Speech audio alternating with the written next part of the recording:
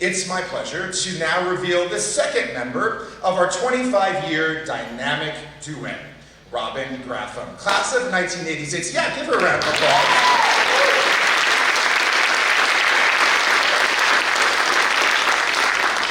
Robynne will be introduced by a gentleman who will use his usual fortissimo basso profundo, the one and only Dr. Peter Giuliani, class of 1760. Peter, I turn the microphone over to you.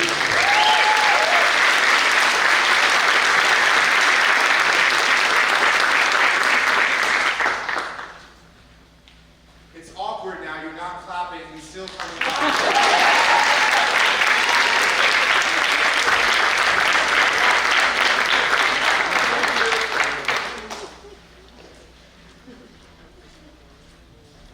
Having trouble with I wore my dress Crocs today, and they got wet. So they're squeaking, can barely walk. Good to be here. This looks really long, but I'm gonna have cataract surgery next month, so I can't see a damn thing. Of course, it's a privilege to speak in honor of a beloved colleague on the occasion of her 25th year of teaching at GA. When that colleague is a former student, that privilege becomes an uncommon pleasure. I've known Robynne Graffam for 39 years. Only my sister has a longer tenure on my fave people list. I knew Robynne Graffam before she was Robynne Graffam and before I was Doc. We arrived at GA's upper school in the fall of 1982. So I've had scans of time to forge a friendship with someone who's so much fun to be with, who takes no prisoners, who certainly does not suffer fools gladly, but who teaches with love and who possesses the kind of good heart that Dickens attributes to his character, Joe Gargery, in Great Expectations. We first encountered each other in a production of Oliver. She was a member of the chorus, while I was the director.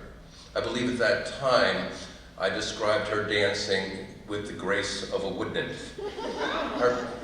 Her interest and talent in theater blossomed exponentially over the years. As willing and flexible as any director could hope, she embraced with equal gusto the dubious role of a prostitute in Threepenny Opera, and the erstwhile stage manager, Rhonda, in Kiss Me Kate. The play actually calls for a male named Ralph.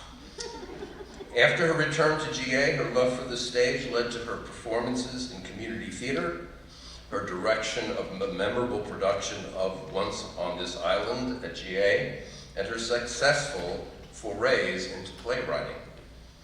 As a student in my sophomore English class and AP English, Robynne was sharp and really, really nice, only on occasion displaying a burgeoning snark with an eye roll, a side eye, or bon mot in response to a bloviated opinion of a classmate. Fast forward to 1996, when she sealed her fate by accepting a position in GA's English department, populated with not a few legendary and often curmudgeonly men. She persevered.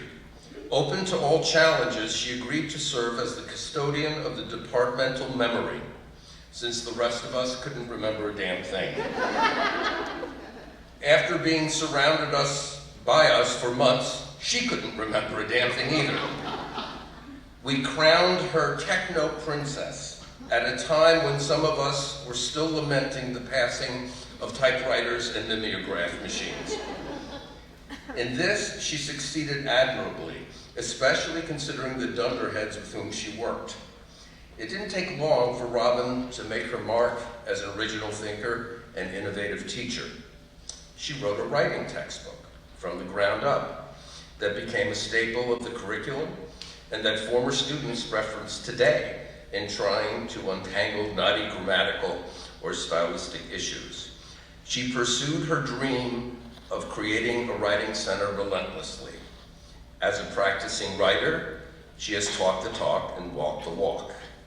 And GA's Writing Center has become the gold standard, helping the clunkiest of writers to become less clunky, encouraging good writers to challenge themselves further, and affording an army of writing advisors the opportunity to help others.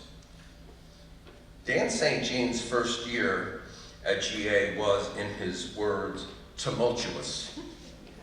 We lived in trailers. We shared classrooms. My boss mistakenly believed that I controlled his heating and air conditioning. There's a veiled reference to me. And I still think he did. He then went on to say, it was a lot. I liked and trusted Robynne from the beginning. She was generous with her time, resources, and ideas. She projected confidence, but in a way that I found admirable and reassuring, rather than intimidating. She invited faculty, especially new folks, over to her house to talk and decompress on Fridays. Those afternoons helped me feel more connected, and they reassured me that even veteran teachers sometimes felt a bit shell-shocked after a long week at the academy. Perhaps the legacy for any teacher is truly measured by the influence she has had on her students, whether it's an instructor, mentor, inspiration, or life coach. So let's allow Robynne's former students to have the last word. Dana Latito's senior yearbook entry predicted that by 2021, I would be Robynne Graffam. I have truly followed in her illustrious footsteps, becoming an English teacher and starting a writing center at the McDonough School. She talked to me while I drove to my big job interview as a freshly minted graduate student.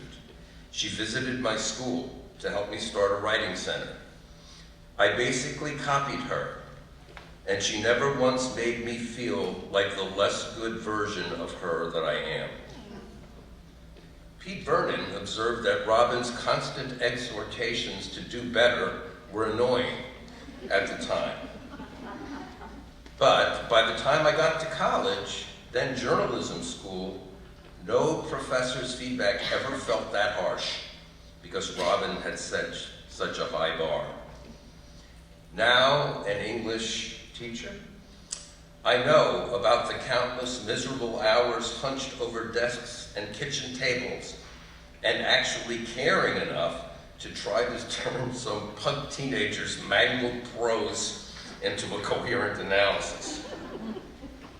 Ben Hyman, a senior editor at Bloomsbury Press in New York, notes that when people ask me how I became a book editor, I start the story with my experience as a writing advisor.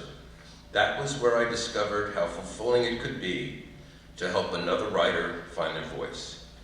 Andrew Barrer, fiction writer and screenwriter for such films as Ant-Man and the Wasp, credits Robynne for teaching me how to think about words and stories. And given the fact that I've made a life out of both, I feel I owe her a tremendous debt. Robynne showed Catherine Kleppinger, professor of French at GW, that literature can introduce us to populations that don't always get the attention they deserve. Robynne helped the young feminist Sophie Hearn negotiate my way through a minefield of my own anxiety and emotion. She gave me a roadmap for how to articulate my thoughts and feelings. She gave me time and space in an environment where I often felt I had to rocket off my opinions before someone shut me up. Lisa Lotito, who is here today, calls Robynne a force who opened up a lifelong community of tutors and writers to me when she selected me as one of the inaugural Writing Center advisors. Lisa burnt a pot of quinoa I had put on the stove because I was so absorbed in each page of the story Robynne had sent me. In a litany entitled Things I've Learned from Robynne, she recalled Robynne's advice. Don't waste time on spineless, non-committal men. Write them into your art instead. In an email sent 10 years ago, Robynne encouraged Lisa to show me something when you're good and ready. I'm not going anywhere, after all. And aren't we glad that she hasn't gone anywhere? Robynne,